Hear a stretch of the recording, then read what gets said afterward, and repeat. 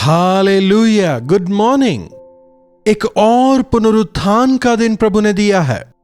रविवार है ना, चर्च जाना है। क्या आप उठ गए हैं? Good morning, good morning. विश्राम का दिन सोने के लिए नहीं, बल्कि प्रभु के सानिध्य में मगन होने का दिन है।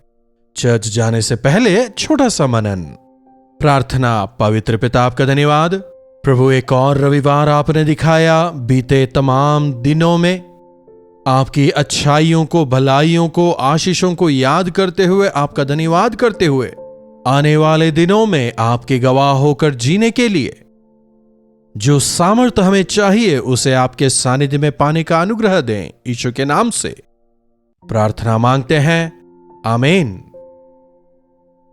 प्रभु की स्तुति हो। हर एक रविवार एक छुटकारे के दिन के रूप में हमें मनाना चाहिए। प्रभु के सानिध्य में समय बिताने को हमें अपनी आदत बनाना चाहिए। पूरे हफ्ते भर हम मेहनत करते हैं, सोमवार से लेकर शनिवार तक हम कार्य करते हैं। कई एक जगहों पर वीकेंड्स जो है, फ्राइडे को शुरू हो जाता है, वे हफ्ते में केवल 5 ही दिन कार्य करते हैं। लेकिन अधिकतर लोग हफ्ते में 6 दिन कार्य करते हैं। फिर कुछ ऐसे भी हैं जो हफ्ते के 7वें दिन भी कार्य करना चाहते हैं। 6 दिन कार्य करो, लेकिन 7वें दिन मेरे सानिध्य में गुजारो, प्रभु कहते हैं। आज हमारे जीवनों में क्या चल रहा है? हमारा जीवन कैसा है? क्या कभी आपने रुककर सोचा है? एक रूटीन लाइफ की तरह आना जाना, खाना पीना, सो जाना, दोबारा वही। आजकल शैतान ने गीत गाना शुरू किया है।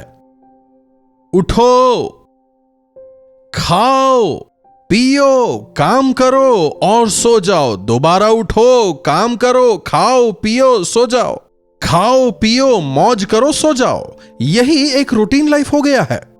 उठो, काम करो, खाओ, पियो, पैसा कमाओ, मजे करो और मर जाओ। कब मरेंगे नहीं पता। घर में मरेंगे, ऑफिस में मरेंगे, सड़क पे मरेंगे, बिस्तर पे मरेंगे, सुबह मरेंगे, दिन में मरेंगे, कब मरेंगे कोई नहीं जानता ना। हार्ट अटैक कितनी सामान्य बात हो गई है। एकदम अचानक, अनपेक्षित समय पर मनुष्य अपने आखिरी सांस को ले लेता है। इस अस्तव्यस्तता के बीच we are not preparing to meet God. अपने परमेश्वर से मिलने के लिए तुम तैयार हो, वचन बताता है। इस संसार का जीवन खत्म होने के बाद हमें प्रभु के सामने खड़ा होना है। मृत्यु के साथ ही अंत आ जाए तो सब ठीक है। अपने इस शरीर से हमने जो कुछ किया, मृत्यु के बाद हमें उसका हिसाब प्रभु को देना है। मरने से पहले यदि इस शरीर के जरिए हमने जो कुछ किया, उसका हिसाब प्रभु के साथ हम ठीक ना करें तो हम पर हाय। इसीलिए प्रभु बार बार हमें हिसाब ठीक करने कहते हैं। सूर्यास्त तक तुम्हारा क्रोध बना ना रहे। सूर्यास्त से पहले अपने भाई से तुम मेल कर, अपने भाई को तू क्षमा कर। पूरे हफ्ते भर तुमने किस प्रकार का जीवन बिताया, तुमने क्या कुछ किया है? मेरे सानिध्य में आओ और आकर अपने आप को परखो। इसके लिए हमें चर्च जाना है, और जब हम चर्च जाते हैं, गीतों को गाते हैं, हमारे अंदर एक बदलाव आता है। जब हम प्रभु के वचनों को सुनते हैं, वचन हमें एक्सपोज करता है, हृदय के अंदर की बातें बाहर आती हैं। प्रभु के महिमा के प्रकाश में हम अपने आप को जांचने परखने पाते हैं। पारंपरिक तौर पर चर्च जाके वापस नहीं आना। जब हम आत्मा और सच्चाई से प्रभु की आराधना करते हैं, हमारे अंदर एक बदलाव आता है। हमारे अंदर की गंदगी को प्रभु धोते हैं। हम धोए जाते हैं, नए किए जाते हैं। जो लोग रेगुलरली चर्च जाते हैं, उनका जीवन, जो रेगुलरली चर्च नहीं जाते, उनके जीवन से काफी अलग होता है। केवल नाम के लिए चर्च जाके वापस आने वालों के जीवन में पवित्र आत्मा के कार्य नहीं होते। प्रभु के भवन जाकर आत्मा और सच्चाई से प्रभु की आराधना करनी है और उनकी भलाइयों को याद करते हुए उनका धन्यवाद करना है। यूसुफ के विषय हम सभी जानते हैं। एक बार जरा उसके जीवन पर गौर करिएगा। बड़े लाड़ प्यार से मां बाप ने उसे पाला, पिता का वो दुलारा था, लेकिन भाई उसे द्वेष करते थे। और फिर भाइयों ने उसे बेच दिया। वो मिस्र पहुंचता है, वहां पहुंचकर काफी दुख वो उठाता है। मिस्र में पहुंचकर वो गुलाम होकर रहता है, मजदूरी करता है, फिर एक मालिक के घर में कार्य करना शुरू करता है, वहां पर विश्वास योग्य होकर कार्य करता है और बिना किसी गलती के वो जेल में डाला जाता है। ये सारी जो चीजें हैं, क्या कड़वा अनुभव नहीं है? यह सब कुछ दुख उठाना ही तो है ना। लेकिन फिर भी उसने परमेश्वर को नहीं छोड़ा और परमेश्वर उसके साथ थे। इसलिए तमाम परीक्षाओं के बीच वो अपने विवेक को सुरक्षित रखने पाया, अपने आप को पवित्र रखने पाया। उचित समय पर प्रभु मुझे उठाएंगे, यह विश्वास करने वाले प्रभु के बलवंत हाथों के नीचे धीरज से बने रहते हैं। यूसुफ इसका बेहतरीन उदाहरण है। उचित समय पर परमेश्वर यूसुफ को कारागृह से बाहर निकालते हैं और मिस्र देश पर यूसुफ को प्रधानमंत्री नियुक्त करते हैं। 30 साल की उम्र तक उसने जितनी परेशानियों को झेला, उन तमाम को याद करके अगर वो बैठा रहता तो शायद वो निराश हताश होकर रह जाता। लेकिन कठिन समयों में यूसुफ प्रभु परमेश्वर पर आधारित रहा, प्रभु पर विश्वास रखा और अब वो एक राजा के वैभव का अनुभव कर रहा है। उसका विवाह होता है और विवाह के बाद यूसुफ के संतान पैदा होते हैं। जब उसका पहला बेटा पैदा होता है, तब यूसुफ तमाम पुरानी बातों को याद करते हुए क्या कह रहा है, देखिएगा एक बार। उत्पत्ति की पुस्तक उसका 41वां अध्याय और उसकी 51वीं आयत।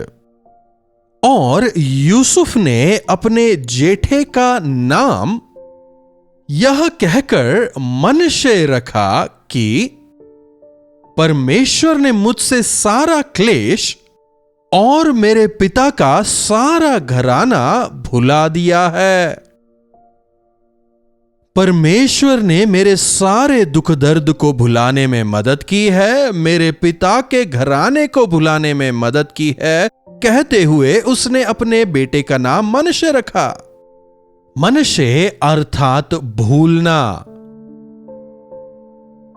पिता के घर में स्वयं उसके भाई उसके साथ कितना बुरा व्यवहार करते हैं। परिवार का छोटा है, यह सोचे बिना उसके हाथ पैर को बांधकर खड्डे में डाल देते हैं।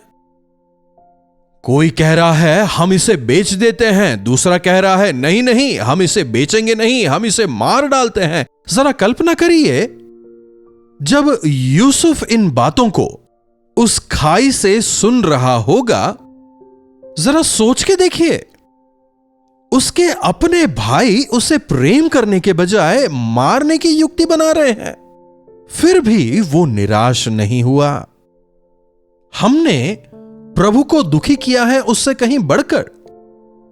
प्रभु इस बात से दुखी होते हैं कि हम में प्रभु को दुखी करने का मन है। लेकिन प्रभु, भले ही हम उन्हें दुखी करते हों, वे हमें आशीष देते हैं। यूसुफ के भाई सबों ने केवल यूसुफ को धोखा ही दिया, उसके साथ बुरा ही किया। लेकिन जब वो मिस्र देश का अधिकारी बनता है और जब वहां पर उसके संतान पैदा होते हैं, मेरे परमेश्वर कितने महान हैं कहकर, मेरे परमेश्वर ने मेरे पिता के घराने को भूलने में मदद की है कहकर, जब परमेश्वर उसे संतान देते हैं, उस संतान का वो मनश्शे नाम रखता है, मतलब भुलाना। क्या आपके जीवन में ऐसा कुछ है जिसे आप भुला नहीं पा रहे? क्या कुछ ऐसा है जिसे आप भुला नहीं पा रहे? भले ही आप चर्च जाएं, कहीं भी जाएं, वो बात हमेशा आपके दिमाग में रहती है।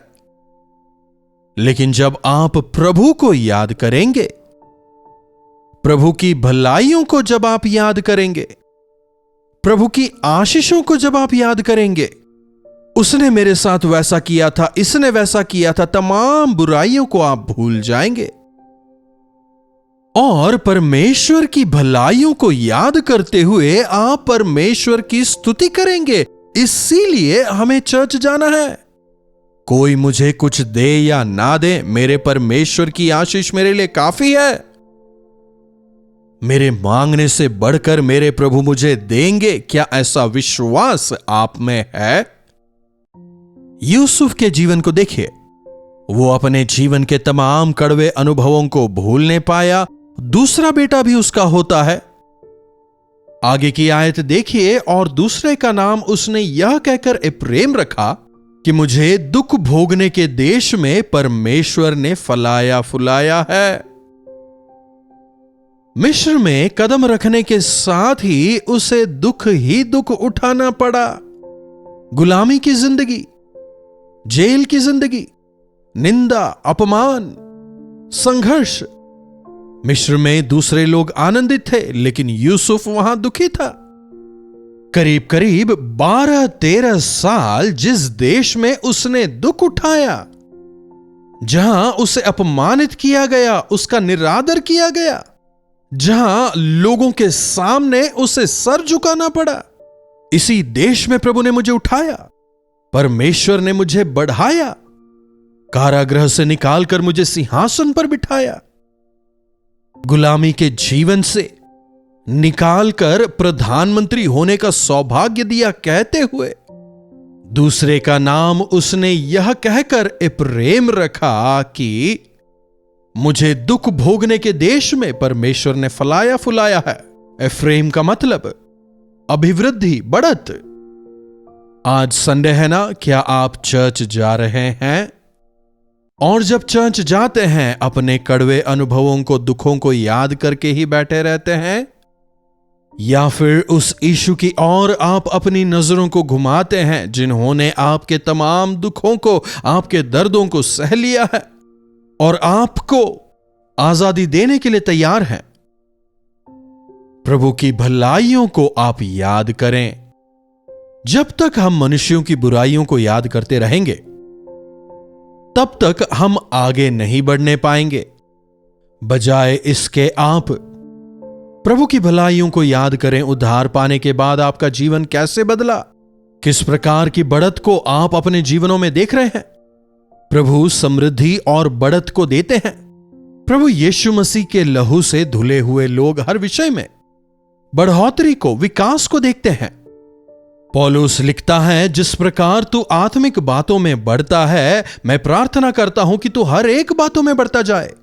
अगर मसीह पर विश्वास करने के बावजूद भी आप कमी घटी में जीवन बिता रहे हैं, आपको आंसुओं में रहना पड़ रहा है, अगर आज आपकी स्थिति कुछ ऐसी है कि आपको अपने आंसुओं को निगलना पड़ रहा है, इसका मतलब मसीह यीशु ने आपके आंसुओं को नृत्य में बदला है। विश्वास नहीं कर रहे और अपने दुखों को आप प्रभु के सामने नहीं ला रहे।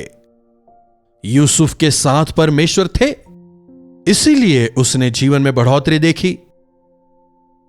जब उसने परमेश्वर के सानिध्य में इंतजार किया, जहां उसे दुख दिया गया था, अपमानित किया गया था, नीचा दिखाया गया था, वहीं पर वो उठाया गया। जब आप प्रभु के दिन का सम्मान करेंगे, जब आप प्रभु के दिन को मनोहर जानकर उसका आदर करेंगे, देश के उन्नत स्थानों में प्रभु आपको खड़ा करेंगे। क्यों ना हम इस वचन को भी देखें। यशाया की पुस्तक, उसका 58वां अध्याय, यशाया की पुस्तक और उसका 58वां अध्याय, यस, और उसकी 13वीं आयत से पढ़ना चाहूंगा। यदि तू विश्राम दिन को अशुद्ध ना करे, अर्थात मेरे उस पवित्र दिन में अपनी इच्छा पूरी करने का यत्न ना करे, और विश्राम दिन को आनंद का दिन और यहोवा का पवित्र किया हुआ दिन समझकर माने, यदि तू उसका सम्मान करके उस दिन अपने मार्ग पर ना चले, अपनी इच्छा पूरी ना करे और अपनी ही बातें ना बोले, तो तू यहोवा के कारण सुखी होगा और मैं तुझे देश के ऊंचे स्थानों पर चलने दूंगा। यूसुफ के जीवन में हम इस वचन को पूरा होते हुए देखते हैं। अपने कड़वे अनुभवों को भूलने में परमेश्वर मदद करते हैं, संतानों से उसे आशीषित करते हैं। विश्वास की वजह से परमेश्वर की भलाइयों को वो अपने जीवन में देखने पाया। चर्च जाएं, प्रभु की भलाइयों को याद कर उनकी स्तुति करें। प्रार्थना। महापवित्र परमेश्वर, प्रभु एक बार फिर से वचन के गहरे भेदों को हम पर जाहिर करने के लिए हम आपके शुक्रगुजार हैं। यूसुफ अपने जीवन में कितने सारे कड़वे अनुभवों से होकर गुजरा, लेकिन प्रभु उसने कभी भी आप पर दोष नहीं लगाया, आपका अपमान नहीं किया। प्रभु हमारी भी मदद करें कि कठिन समयों में हम आपकी निंदा करने वाले ना हो, बल्कि विश्वास में दृढ़ होकर आगे बढ़ने का अनुग्रह हम में से हर एक को दें। यीशु के नाम से प्रार्थना मांगते हैं, आमीन।